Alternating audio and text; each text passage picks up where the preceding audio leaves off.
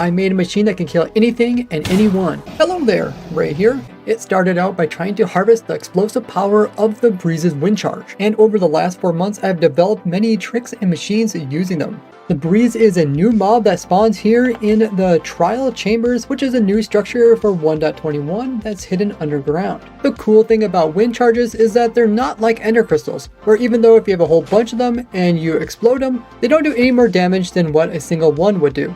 Instead, they are like TNT minecarts, where just having one will do a little bit of damage, but having more will do a bigger area. Now, wind charges don't destroy blocks, but they can push entities. The wind charge item has 10% more pushing power than the one that comes from the Breeze. But the Breeze produces an unlimited number of theirs, whereas getting them as items is very slow and tedious if you've seen my video on how I farmed up the wind charge item automatically.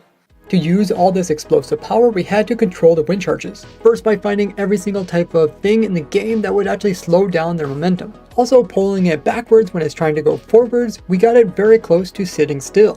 Doing this in combination with one of the slow blocks that we had earlier would stop it from moving in the X, Y, and Z axis. With the addition where breezes won't just attack players but also will attack iron golems, by having the iron golem nearby, the breeze will constantly try to hit it. But since the breeze only has to see the iron golem in order to try to attack it, it only needs its red line to see the iron golem's red line, even though the wind charge that gets summoned from the breeze is actually much lower and would never be able to hit the iron golem because it would hit this glass block in front. The breeze is also inside of a minecart, so it doesn't despawn and is perfectly held in by these two stairs. With the change to make breeze shoot more consistently, now we can use the previous wind charge that gets summoned from the breeze to determine when the next one will come. So as soon as it summons in a wind charge, we can read it with a skulk sensor, as skulk sensor can detect almost every single thing in the game. So by programming this calibrated skulk sensor by using this lectern set to the page related to what is being summoned in, we can get the lectern to put out a very specific redstone signal, which when put into the same side as this amethyst image will then only put out a pulse if it hears that type of thing within its range. And that's exactly what it does. Every time it puts off a pulse, it powers this block here, turning off this redstone torch, which will turn off this repeater line. And then after a short delay, it'll turn it back on, which is perfect timing for the piston to push the wind charge, which just got summoned inside of the breeze, to get pushed over to the side. If we turn on hitboxes by pressing F3 plus B and slow down the game, we can actually see this in action. The breeze itself is going to summon in a wind charge. The wind charge is going to be spawned directly inside of it. The same moment we're actually pushing it with the piston, the game thinks it's still going forward, but then it will rubber band the wind charge back over to this location where it's really at. You can also see the moment that the wind charge itself produces the vibrations, which go over to the skulk sensor and activate it. Despite it looking like the breeze is actually moving back and forth, you can see the actual hitbox of the breeze is staying in the center. We have the breeze sitting between two blocks so we can fit our piston in, and also our slow block. And then the wind charge is moved when it's actually between both of them, and this causes it to lose its momentum and get stacked over here on the side. So now that we have a bunch of wind charges, we need to actually use their power. So I went ahead and put in this yellow circuitry here. And what this does is it's going to align the breeze charges in two different directions. So pulling up the hitboxes, we can see that the breeze wind charges are all aligned up against this piston edge here. But there's a little bit of randomness when it comes to the side to side here, as well as the up and down. So first we're going to push them up with this piston here, so that they're all on the same Y level. And then after a little bit of delay, we're going to push them with this piston here, which will align them side to side so that they are all perfectly on top of each other. We also got a slime block here at the exact same time. It's also going to push them so they actually start moving, as the normal pistons will just slide them, but they won't actually get any momentum. Then we just need the wind charges to hit up against some block, and then they're going to do their explosion. So just like this, I made a simple elytra launcher that can send the player up thousands of blocks up into the air without needing tons of TNT or items. Now while we fall down back to earth, hit the like button and subscribe, as it greatly helps me out. I use a pressure plate to activate it, that way we can go ahead and easily not have the wind charges activate any buttons or levers, and then if you just jump while it's going off, then it'll push you way up in the air. But keep in mind that the wind charges from the breeze are different from the player item ones, so you will take fall damage even if you land at the same height or higher than where you initially started. If anything changes to this machine, I'll put it down in the description. Besides launching the player super high and super fast, we can launch other things really fast, such as some projectiles like arrows. As the slower they go, the less damage they do, but on the flip side, the faster they go, the more damage they do. So Super Nate and I put in this white redstone component over here. This is going to automatically drop in an arrow. It's going to align it with 2 pistons. Then we're going to drop it at the same point. We're going to send the wind charges over on top of it, and it will explode, sending the arrow downwards. I also added in this green component here, which is a clock that just counts, and the number of items that you have in here will determine how many wind charges will pile up before the whole machine will activate and send something to its doom. So by adjusting this, we can adjust how much damage the arrow will do. So let's go ahead and kill this Ravager. It needs about 60 wind charges in order to kill it, and each wind charge is summoned in every 1.5 seconds. Just like that, you can instant kill it. Iron Golems also have 100 health like the Ravager, and once again, we can kill it with ease. While the entire time the machine that can do this is really small, and the only thing it needs more of is arrows. To turn it off, just place in a block between the breeze and the iron golem, and then unload the chunks by either logging off or by flying out of render distance. And then when it's loaded again, the breeze won't see the golem and it won't start attacking again until you remove the block. And even a fully decked out netherite player with protection enchantments can easily be killed with only 40 wind charges, which makes it a great prank to play on your friends. It can even kill the Ender Dragon. Here I have it in the end dimension, right above the exit end portal where the dragon will spawn in. And since the dragon has twice as much health as the Iron Golem or the Ravager, we need more items in our counter, plus a little extra just because of the randomness. Unlike the previous designs where we actually come in and summon in the mob that we need to kill prior to the breeze filling up its breeze charges, this one we do the opposite. We first fill up the breeze charges by coming over here, resetting the clock, and then this is going to send all of them over here eventually. And then when they make it all over onto this side, then it's going to reset and send the items back to the other side.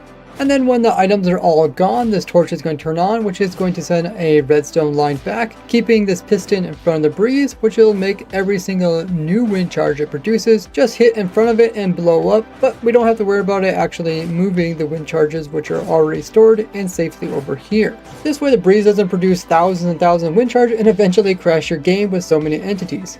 Now the Ender Dragon can't be killed with a dispenser and an arrow, so I went ahead and removed it, and we're going to have to put in our own arrow because the player arrow can actually damage it. So we just drop an arrow in here, and then we're going to drop down and start up the dragon before the arrow despawns, which is 1 minute. Then come down here, place in your ender crystals down on the exit end portal, and this will start up the dragon resummoning phase. It's going to go around and switch out the different ender crystal pillars and respawn in the ender crystals. Well, it does this. It actually also removes a bunch of blocks around this pillar here. I filled this whole thing in with a big cube of glass.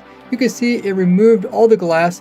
So when it comes in here and removes one of the blocks, I have a cobble gen that can actually detect it. So when it comes to replace this ender crystal here on top of the obsidian pillar, it's going to remove this cobblestone that is inside of its cube where it clears out all the different blocks. This piston here is already being powered by some redstone, so it's ready to push, and it's constantly being updated with this observer clock here. So now that there is a block missing, we'll see the piston start pushing downwards. When the piston pushes, it's also going to be read by this observer, which is going to send a pulse up this redstone line here.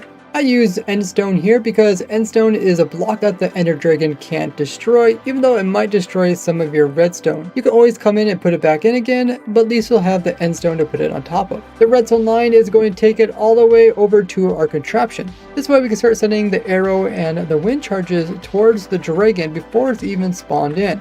Otherwise the dragon would just move so quickly, it'll move out of range of where the arrow is going to shoot it. Then we're going to drop the arrow and send the wind charges over, and the wind charges are going to hit up against the block right above the arrow, pushing the arrow downwards into the dragon. And after a bunch of calculations, we can see the dragon immediately get instant killed and also pushed really far up in the air. And the dragon sometimes gets pushed so far up in the air that it doesn't even come down here to land as it normally would when it dies. Otherwise, the dragon will swoop in down by the exit end portal, do its death animation, and then come in here and drop its XPs. And just like that, you can one-hit the ender dragon with no problem. I've done a whole bunch of other crazy stuff using the ender dragon and ender crystals, and I'll have that playlist linked down below. But there are things that have more health than the Ender Dragon, and that's what this next machine is for. I designed this one to one-hit kill the Wither. Since the Wither has 200 health, we have 3 stacks of items in here. So before we send the wind charges and the arrow to the Wither, we first need to summon it in. So after most of the items will leave the dropper here, it will automatically power these dispensers here. These are going to dispense the heads onto the soul sand here, which will automatically summon in the Wither. They'll be placed inside of this water here, so it can't blow up and destroy anything, at least with a short while. Then we automatically send the arrow down, perfectly timed, so as soon as it loses its shield against arrows, we can hit it with the arrow and instantly kill it before it does any damage to the area, all while being on hard difficulty. I'm also quite the expert when it comes to withers, and I have done tons of different things using them, and I'll have the playlist on all of that down in the description. But there is one mob that has even more health than the Wither, and that is the Warden, and I actually put my Warden farm directly inside of this insane machine. I have this machine as well as the previous ones as schematics and world downloads, which you can find in the description. Now, summoning a Warden is more difficult than the Wither, as you do need to make sure that you have a real Skulk Shrieker here that is generated down in the deep dark. And if you see anybody use my Warden farm, you'll know that this arrow here is going to summon in the Warden without even needing the player. But most of the time the arrow is not on top of the Shrieker, so we're not summoning in Wardens. That's because the machine itself takes a while to charge up enough wind charges to kill a Warden. Since the Warden has 500 health, we need a total of 5 stacks of items in here, or 5 stacks worth of wind charges in order to get enough momentum on the arrow to kill the Warden, which will be placed into here. So once all the items are sent over here, the machine automatically resets it by sending all the items back. And then after the items get to a certain amount, we're going to summon in the Warden, as it takes a little while to get summoned in. The way this is going to be done is we have some redstone here, which is automatically keeping this arrow going up and down. That way it doesn't despawn. And then when it's time to summon in the Warden, we're going to connect this block here so that the same power which activates these pistons will send a pulse around here. One piston will push the arrow back onto the Shrieker, and then I'll let it bounce up and down. And then the piston's going to push it back over onto this side, so we only get one Warden summon, as we can only kill one at a time. So the pulse comes through, moves the arrow over, then moves it back. We get one Shriek. This is going to make the Warden get summoned on top of our spawning platform here. And then we're going to have the water push it towards the center, push it down this hole here, where it's going to come over here, just in time to send all the wind charges over and smuck it with the super fast arrow and one-shot the Warden, the strongest mob in the game. See more crazy tricks and glitches I discovered over the 15 years of playing this game with this playlist here. If you enjoyed the massive time I put into this game, consider supporting me on Patreon. This not only lets me continue doing what I love, but I also offer some cool perks. Otherwise, you can always share this video with your favorite Minecrafters, and I will see you in the next one. Bye bye!